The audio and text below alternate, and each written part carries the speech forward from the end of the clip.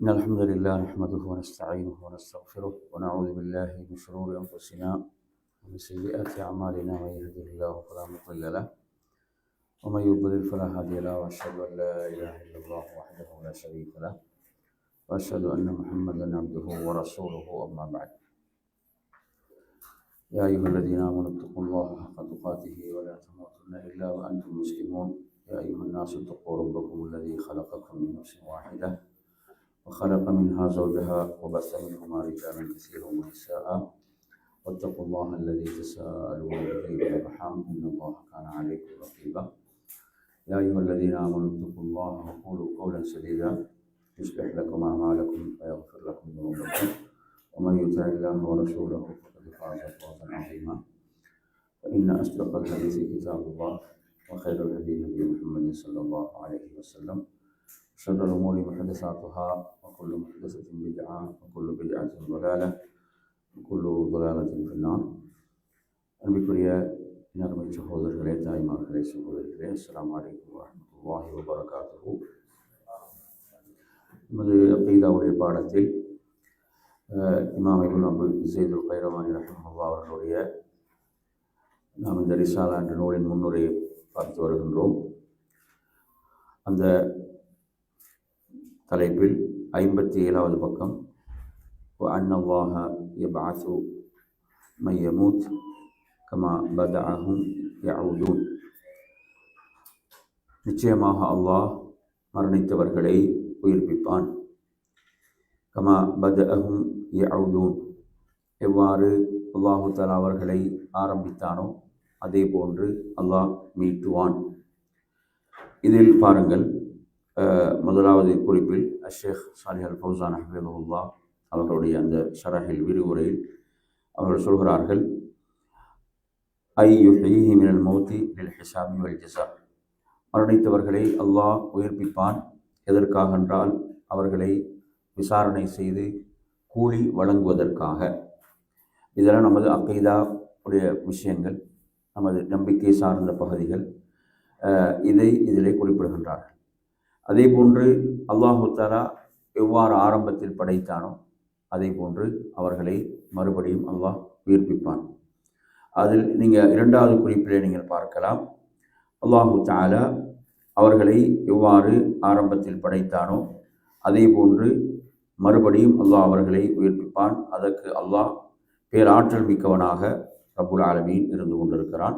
அல்லாஹ் குர்ஆனிலே குறிப்பிடும் போது அதில் நீங்கள் பாருங்கள், சூரத்து ரூமுடைய 27வது வசனம், வஹுவ அல்லதி யப்தஉல் ஹல்க் ஸும்ம யுஈதுஹு வஹுவ அஹ்வனு அலைஹ். அல்லாஹு தஆலா இதில் சொல்கிறான், அவன்தான் அந்த படைப்பினத்தை, ஹல்கை அவன்தான் படைப்பை அவன் ஆரம்பித்தான், பிறகு அவர்களை என்ன செய்வான், மீட்டுவான். அது அவனுக்கு மிக எளிதான விஷயம்.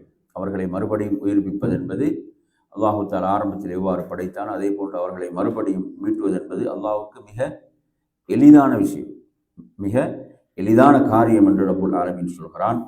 எனவே அந்த உயர்ந்தோன் அல்லாஹுக்கு அந்த வானங்களிலும் பூமியிலும் உயர்ந்த உதாரணமே இருந்து கொண்டிருக்கிறது. அவன் யாவற்றின் மீதும் பேராற்றல் மிக்கவன், ஞானம் மிக்கவன். அடுத்த நரம்பை சகோதரர்களை பாருங்கள், வஅன்னல்லாஹ சுப்ஹானஹு தஆலா ضاعف لعباده المؤمنين الحسنات. நிச்சயமாக அல்லாஹு தஆலா அதாவது மூமின்களுடைய நன்மைகளை என்ன செய்வான், பல மடங்காக ஆக்குவான். இது நாம் கவனிக்க வேண்டிய ஒரு முக்கியமான விஷயம். இப்போ இந்த நூலில் ஷேக் அவர்கள் இதை குறிப்பிடுகின்றார்கள். அதாவது தனது அடியார்கள், மூமினான தனது அடியார்களுடைய நன்மைகளை அவன் என்ன செய்வான், பல மடங்காக ஆக்குவான் என்று இதிலே குறிப்பிடுகின்றார்கள். நறுமையான சகோதரர்களே, அந்த குறிப்பை பாருங்கள்.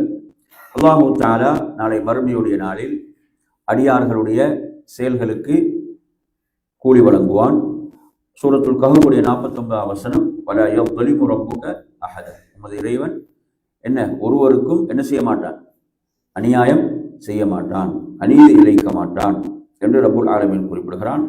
ஒவ்வொருவருக்கும் அவரவருடைய செயலுக்கு ஏற்ப என்ன செய்யப்படும், கூலி வழங்கப்படும். இன் ஹைரன் ஃபஹைர் வ இன் ஷர்ரன் ஃபஷர். அது நன்மையாக இருந்தால் நன்மை அவருக்கு கூலியாக வழங்கப்படும், தீமையாக இருந்தால் தீமை அவருக்கு கூலியாக வழங்கப்படும். எனவே மூமின்களை பொறுத்தவரையில் மூமின்கள் இந்த உலகத்தில் செய்த நற்காரியங்களுக்காக அவர்களது நன்மைகள் என்ன செய்யப்படும்? பல மடங்காக பெருக்கி கொடுக்கப்படும். அதில் கொண்டு வர இல்லை, அல்லாஹு தஆலா பல மடங்காக பெருக்கி கொடுக்கிறான் என்றால் அது அவனது என்ன? பெரும் கிருபையில் நின்றும் உள்ளது, அவனது பேர் அருளில் நின்றும் உள்ளது. அல்லாஹ் குர்ஆனிலே சொல்கின்ற போது சூரத்துல் அன்ஆம் 160வது வசனம், மன் ஜாஅ பில் ஹஸனதி ஃபலஹு அஷ்ரு அம்சாலிஹா. ஒருவர் ஒரு நன்மையை கொண்டு வந்தால் அதை போன்று எத்தனை இருக்கிறது? அதை போன்று 10, ஃபலஹு அஷ்ரு அம்சாலிஹா, அதை போன்று 10 மடங்கு என்ன செய்கிறது? இருக்கிறது என்பதை பார்க்கின்றோம் இந்த குர்ஆனுடைய வசனத்தில். அதே போன்ற அருமையான சகோதரர்களே, ஹதீஸ்களை நாங்கள் படிக்கின்ற போது ஹதீஸ்களில் நீங்கள் பார்க்கலாம், அல்லாஹ்வுடைய தூதர் சொல்கிறார்கள், அதாவது 10 மடங்கு முதல் 700 மடங்கு வரை 700 மடங்கு வரை என்ன செய்யப்படும்? நன்மைகள் பெருக்கி கொடுக்கப்படும். லா யஅலமுஹா இல்லல்லாஹ், அல்லாஹ்வை தவிர வேறு யாரும் அதை அறிய மாட்டார்கள். இதெல்லாம் அல்லாஹ்வுடைய ஃபضலில் நின்றும் கிருபையில் நின்றும் உள்ளதாக இருந்து கொண்டிருக்கிறது. எனவே நன்மையான சகோதரர்களே, அதே போன்று அடுத்ததாக இதிலே அவர்கள் குறிப்பிடக்கூடிய விஷயம் என்னவென்று சொன்னால், அதாவது இந்த ஷிர்க் குஃபுர் போன்ற பாவங்களை பொறுத்தவரையில் அந்த பாவங்கள் என்ன செய்யப்பட மாட்டாது? மன்னிக்கப்பட மாட்டார். அது அல்லாத ஏனைய பாவங்களை பொறுத்தவரையில் அல்லாஹ் நாடியவர்களுக்கு என்ன செய்வான்? நாடியவர்களை மன்னிப்பான், அல்லாஹ் அதில் நாடியவர்களை தண்டிப்பான் என்பதை நாம் புரிந்து கொள்ள வேண்டும். அல்லாஹு தஆலா சொல்லும் போது, இன்னல்லாஹ லா யக்ஃபிரு அன் யுஷ்ரக பிஹி வ யக்ஃபிரு மா தூன ஸாலிக லிமன் யஷா, சூரத்துன் நிசாவுடைய 48வது வசனம். எனவே அல்லாஹு தஆலா ஷிர்க்கை என்ன செய்ய மாட்டான்? மன்னிக்க மாட்டான். அதல்லாத பாவங்களை அவன் தான் நாடியவர்களுக்கு மன்னிப்பான் என்று ரப்புல் ஆலமீன் இதிலே குறிப்பிடுகின்றான். எனவே நறுமையான சகோதரர்களே, இந்த குறிப்புக்கு பிறகு அடுத்து பாருங்க, 58வது பக்கத்துல பாருங்க, 58வது பக்கத்துல வரக்கூடிய செய்திகள்ல அதாவது வஸஃபஹ லஹும் பித்தௌபதி அன் கபாயிரிஸ் ஸய்யிஆத் வ கஃபர லஹுமுஸ் ஸகாயிர பிஜ்தினாபில் கபாயிர். பெரும் பாவங்களை பொறுத்தவரையில் பெரும் பாவங்களை அல்லாஹ் தௌபாவின் மூலம் என்ன செய்வான்? மன்னிப்பான். ஒருவர் செய்யக்கூடிய பெரும் பாவத்துக்கு அவர் மன்னிப்பை பெற வேண்டும் என்றால் என்ன செய்ய வேண்டும்? அவர் தௌபா, அல்லாஹ்விடத்திலே தௌபா செய்ய வேண்டும். அதே போன்று சிறு பாவங்களை பொறுத்தவரையில் அவர் பெரும் பாவங்களை விட்டு விலகி இருக்கும் போது சிறு பாவங்களை அல்லாஹ் மன்னிப்பான், சிறு பாவங்களை அல்லாஹ் மன்னிப்பான் என்பதை சொல்கிறார். இது ஒரு முக்கியமான விஷயம், நாங்கள் தெரிந்து கொள்ள வேண்டிய முக்கியமான ஒரு விடயம். எனவே குர்ஆன் அல்லாஹ் தஆலா சொல்லும் போது சூரத்துன் நிசாவுடைய 31வது வசனம், இன் தஜ்தனிபு கபாயிர மா துன்ஹவுன அன்ஹு நுகஃபிர் அன்கும் ஸய்யிஆத்திக்கும் வ நுத்கிலுக்கும் முத்கலன் கரீமா. எனவே நீங்கள் பெரும் பாவங்களை விட்டு விலகி இருந்தால் உங்களுடைய சிறு பாவங்களை நாம் என்ன செய்வோம்? மன்னிப்போம், உங்களை சங்கையான அந்த நுழைவித்தலாக உங்களை நுழைவைக்க செய்வோம் என்றும் ரப்புல் ஆலமீன் சொல்கிறான். எனவே நறுமையான சகோதரர்களே, சிறிய பாவங்களை பொறுத்தவரையில் அதற்கு அவன் தௌபா செய்யாவிட்டாலும் அவன் பெரும் பாவங்கள் இருந்து விலகி கொள்ளும் போது என்ன செய்யப்படுகிறது? சிறு பாவங்கள் மன்னிக்கப்படுகின்றன என்பதை நாம் இங்கே புரிந்து கொள்ள வேண்டும். எனவே நறுமையான சகோதரர்களே, அது தொடர்பான பல செய்திகளை இதிலே கொண்டு வருகிறார்கள். அல்லாஹ்வுடைய தூதர் சொன்ன ஒரு வசியத் சஹாபாக்கள், முஆத் இப்னு ஜபல் ரலியல்லாஹு அன்ஹு போன்ற சஹாபாக்களுக்கு, நீங்கள் ஒரு தவறை செய்துவிட்டால் அதை தொடர்ந்து ஒரு நன்மை செய்யுங்கள், அந்த நன்மை அந்த பாவத்தை அழித்து விடும் என்ற ஹதீஸை இங்கு கொண்டு வருகிறார். அதே போன்ற நறுமையான சகோதரர்களே, பாவங்களுக்கு வேறு சிறு பாவங்களுக்கு வேற எது பரிகாரமாக இருக்கும்? அதாவது ஒருவர் செய்யக்கூடிய நல்ல அமல்களின் மூலமும் சிறு பாவங்கள் மன்னிக்கப்படும்.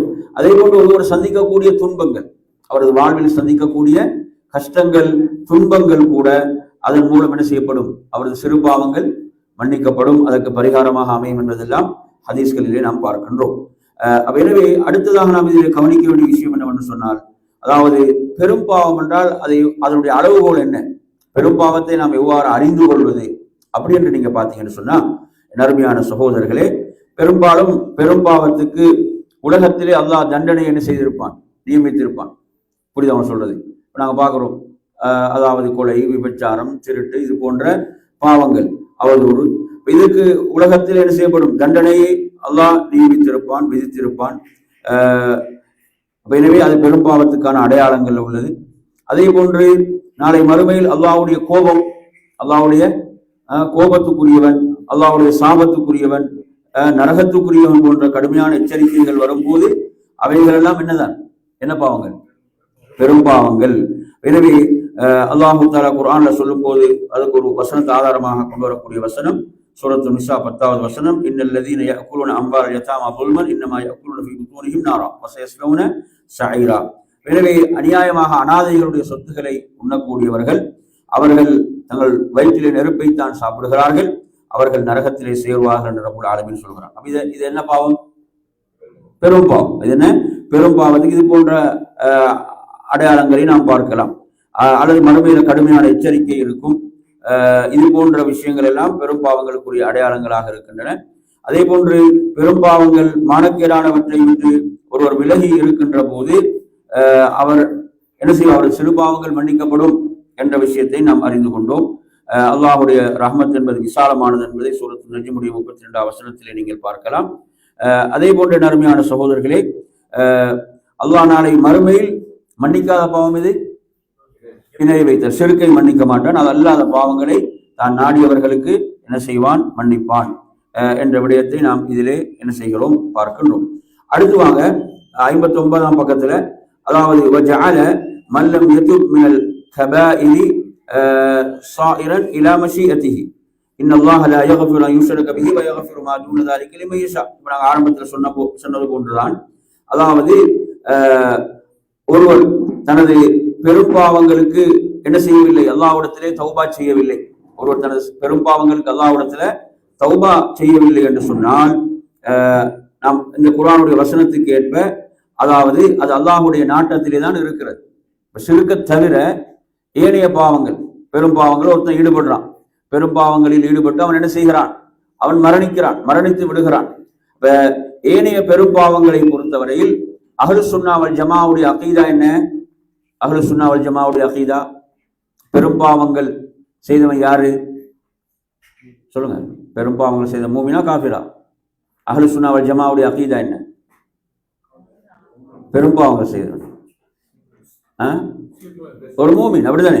பெரும் பாவங்கள் செய்தவனை பொறுத்தவரையில, அதாவது முத்தஸிலாக்கள், ஹவாரிஜிகள் போன்ற வழிகேடர்களிடம் தான் என்ன பெரும் பாவங்கள் செய்தவர்களை பொறுத்தவரையில அவர்கள் நிரந்தர நரகத்துக்குரியவர்கள். புரியுதா? ஹவாரிஜிகளிடத்துல பெரும் பாவம் செய்தவர்கள் காஃபிர்கள்.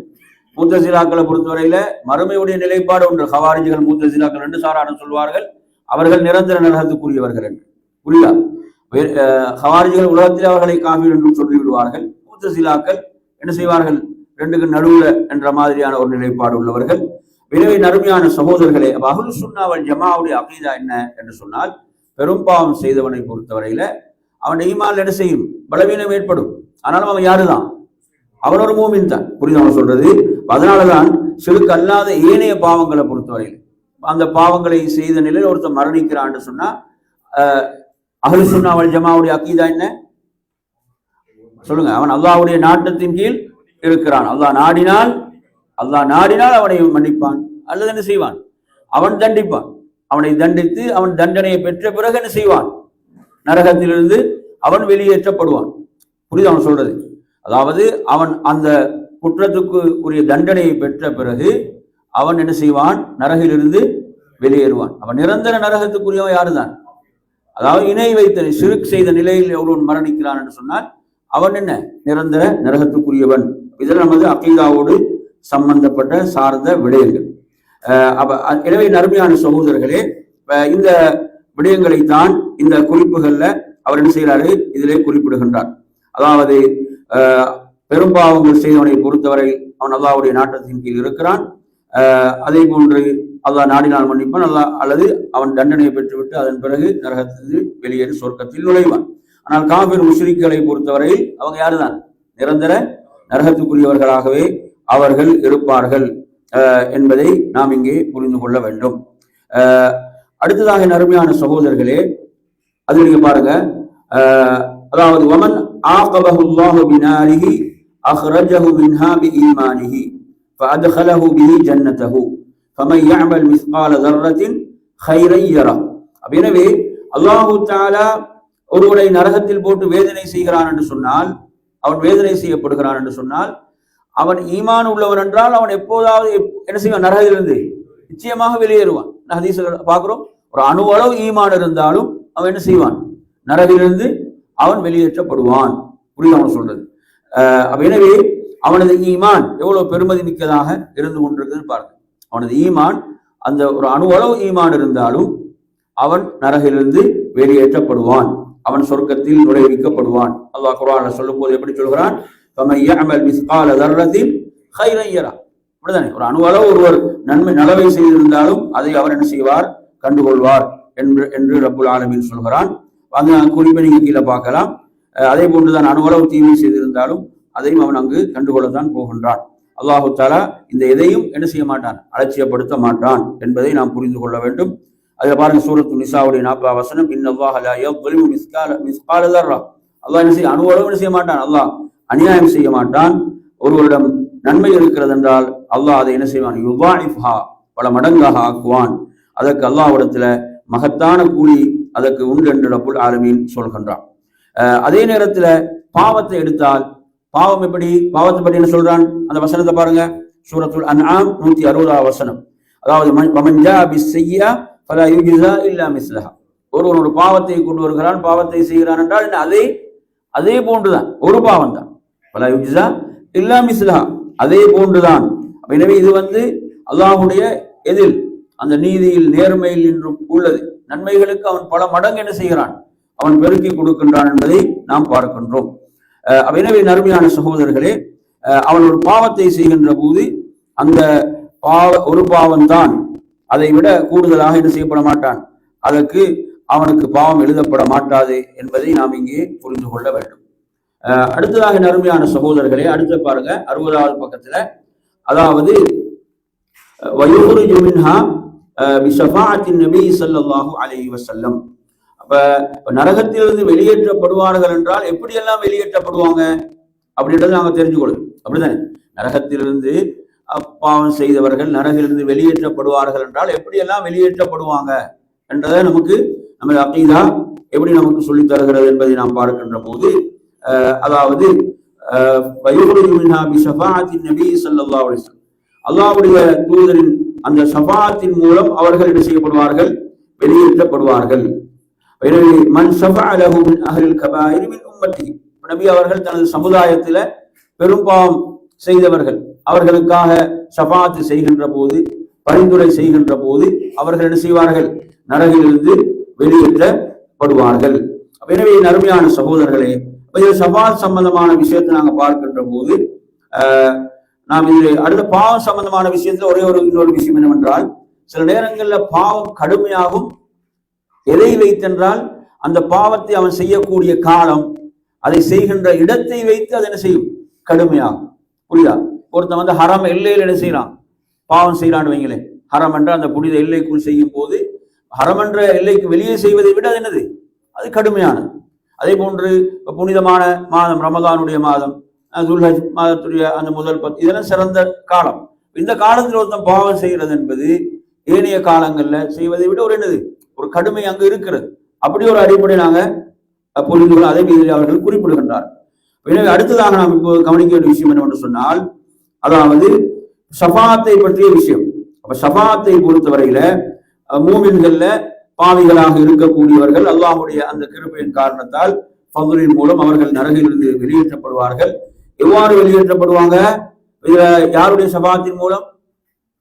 அல்லாஹ்வுடைய தூதருடைய ஷஃபாஅத்தின் மூலம். அதே போன்று கீழே பாருங்க, அவர் சொல்ற அடிக்குறிப்புல வைமா பி ஷஃபாஅத்தி ஷாஃபிஈ, பரிந்துரை செய்யக்கூடியவர்கள், அல்லாஹ் யாருக்கெல்லாம் பரிந்துரை செய்வதற்கு அவகாசம் அளிப்பானோ அவர்களுடைய ஷஃபாஅத்தின் மூலமாக.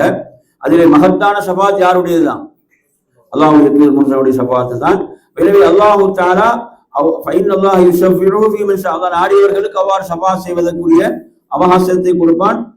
இக்ராமுல் லிஷாஃபி, அது யாருக்குரிய சிறப்பு? அந்த பரிந்துரை செய்வதற்கு அவருக்கு ஒரு கண்ணியம்.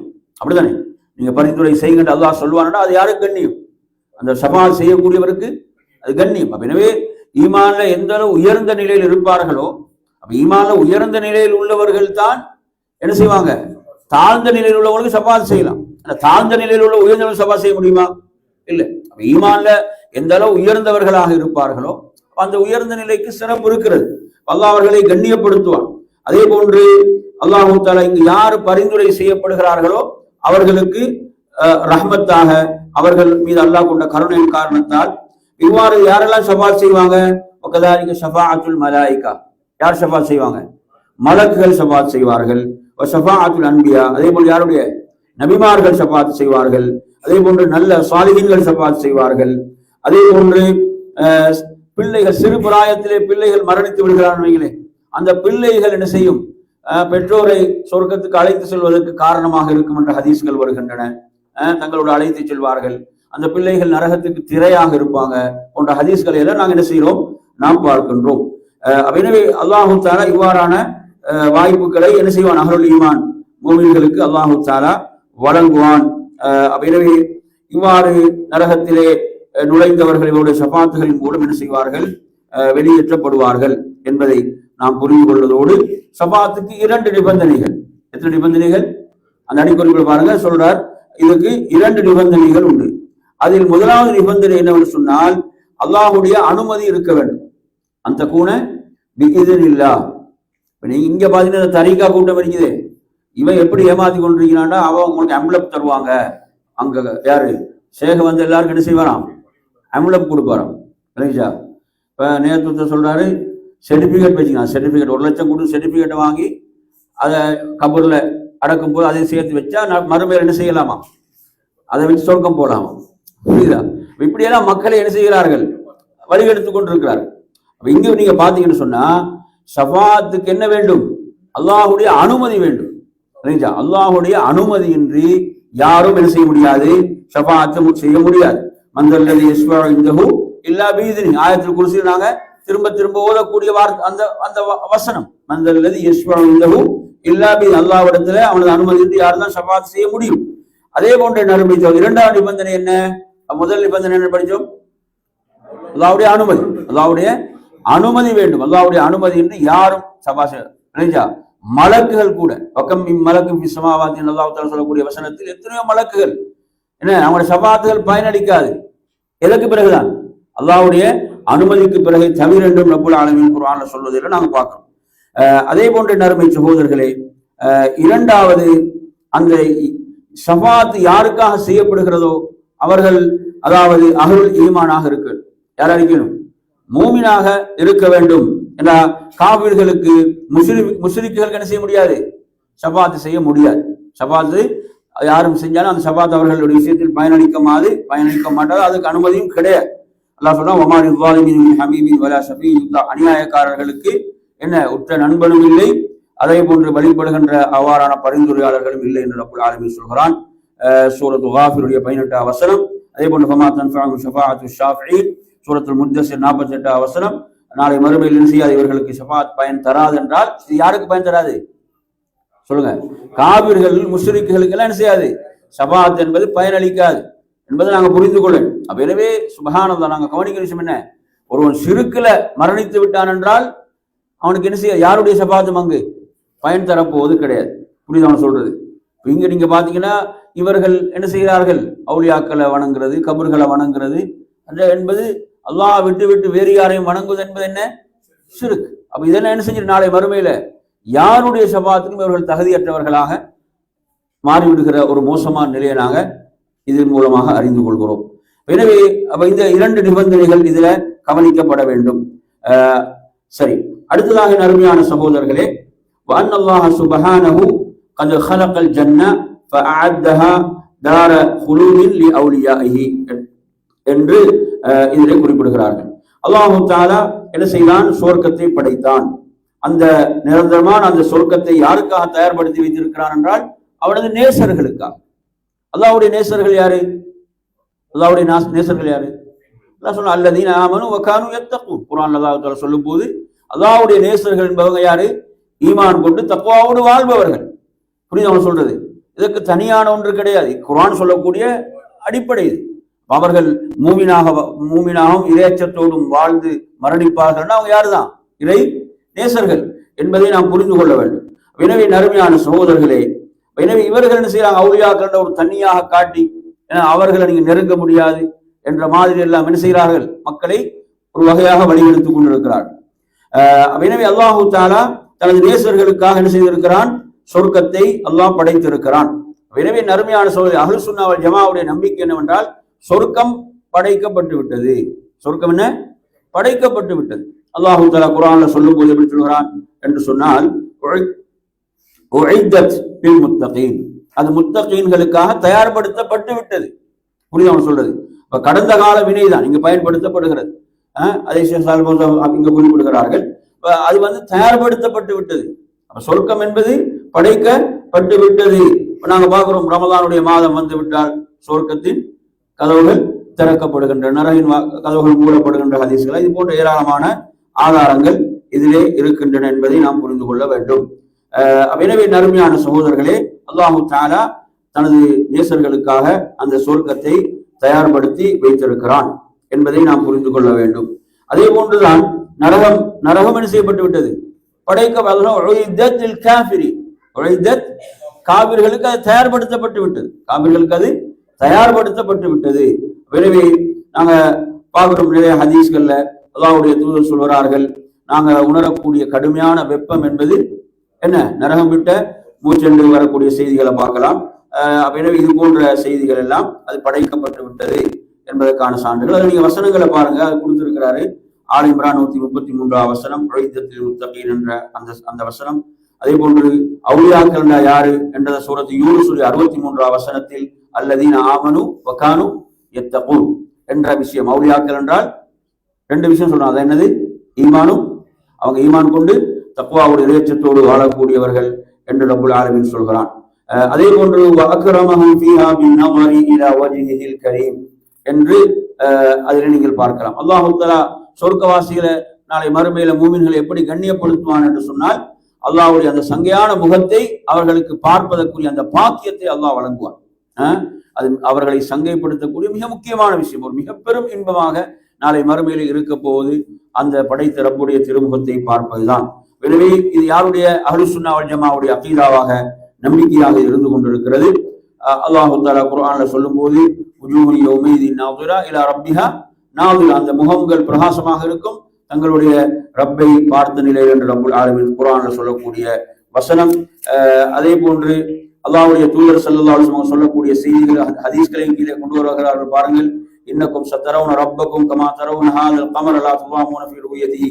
எனவே இந்த சந்திரனை, அந்த முழு நிலவை நீங்க எந்த சிரமம் என்று எப்படி பார்க்கின்றீர்களோ அது போன்று உங்களுடைய ரப்பை நீங்க நாளை மறுமையில் பார்ப்பீர்கள் என்ற ஹதீஸ் என்று அது போன்ற இன்னும் பல ஹதீஸ்கள் அதிலே கொண்டு வருகிறார்கள். எனவே நறுமையான சகோதரர்களே, இதெல்லாம் மூமினுக்கு நாளை மறுமையிலே கிடைக்கக்கூடிய மிக பெரும் பாக்கியமாக இருந்து கொண்டிருக்கிறது. எனவே அல்லாஹு தஆலா அல் குர்ஆன்ல சொல்லும் போது சூரத்து யூனுஸ்ல சொல்கிறான். எப்படி சொல்கிறான்னு சொன்னால், அதாவது அஹ்ஸனுல் ஹுஸ்னா வ ஜியாதான், சொர்க்கவாசிகளுக்கு அந்த நலவுகள் அதே போல ஜியாதா அதிகமாக கிடைக்கும். அந்த ஜியாதாவுக்கு ரசூலுல்லாஹ் சொல்லக்கூடிய விளக்கம் என்ன? சொர்க்கத்தில் அல்லாஹுவை பார்ப்பது என்ற அந்த ஹதீஸை நாங்கள் பார்க்கின்றோம். எனவே நறுமையான சகோதரர்களே, அடுத்ததாக இதில் குறிப்பிடக்கூடிய செய்தி என்னவென்று சொன்னால், அதாவது வஹியல்லதி அஹபத மின்ஹா ஆதம நபியஹு வ கலீஃபதஹு இலா அர்திஹி பிமா சபக ஃபீ சாபிகி இல்மிஹி. அப்ப அந்த சொர்க்கத்தில் இருந்தால் ஆதம் அலைஹிஸ்ஸலாம் என்ன செய்யப்பட்டாங்க? இறக்கப்பட்டாங்க. அதாவது ஆதம் அலைஹிஸ்ஸலாத்தை பொறுத்தவரையில ஆதம் நபி அல்லாஹு தஆலா இறக்கிய சொர்க்கம் இதுதான், அதே சொர்க்கம் தான். அது உலகத்துல வேறொரு சொர்க்கம் தோட்டம் கிடையாது. புரியாம சொல்றது. ஏன்னா அப்படி ஒரு சாராருடைய வழிகட்ட ஒரு சிந்தனையும் இருக்கிறது.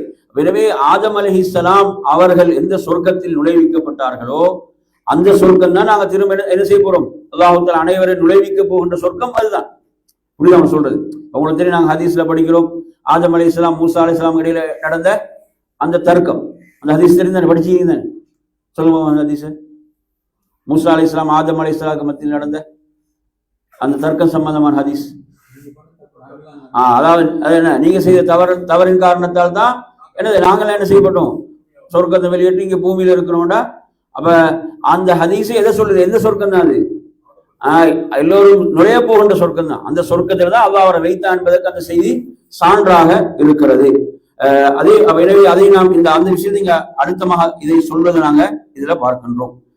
அடுத்ததாக அல்லாஹு தஆலா என்ன செய்தான்? இந்த பூமியில எவ்வாறு அவர்களை படைத்தான் என்றால் பின்தோன்றர்களாக அவங்களுக்கு பரம்பரைகள் தொடர்ந்து வந்து கொள்ளக்கூடிய அமைப்பிலே அல்லாஹு தாலா அவரை என்ன செய்தான், பூமியிலே ஆக்கினான். அல்லாஹுடைய அந்த இல்முல, அவனது ஞானத்தில் அது என்ன செய்யப்பட்டது, அவைகள் எல்லாம் இருந்த விடயங்கள் தான் நிகழ்ந்தன என்பதை சொல்கிறார். இத்தோடு நாம் என்ன செய்வோம் இன்ஷா அல்லாஹ் இன்றைய பாடத்தை நாம் நிறைவு செய்து கொள்வோம். அகீதாவுடைய பாடத்துல கற்ற விடயங்களை இன்ஷா அல்லாஹ் கொஞ்சம் மீட்டுக் கொள்ளுங்க, திரும்ப பார்த்துக் கொள்ளுங்கள் என்று கூறி நிறைவு செய்கிறேன். வஆகிரு தஅவானா அல்ஹம்துலில்லாஹி ரப்பில் ஆலமீன். அஸ்ஸலாமு அலைக்கும் வரஹ்மத்துல்லாஹி வபரகாத்துஹு.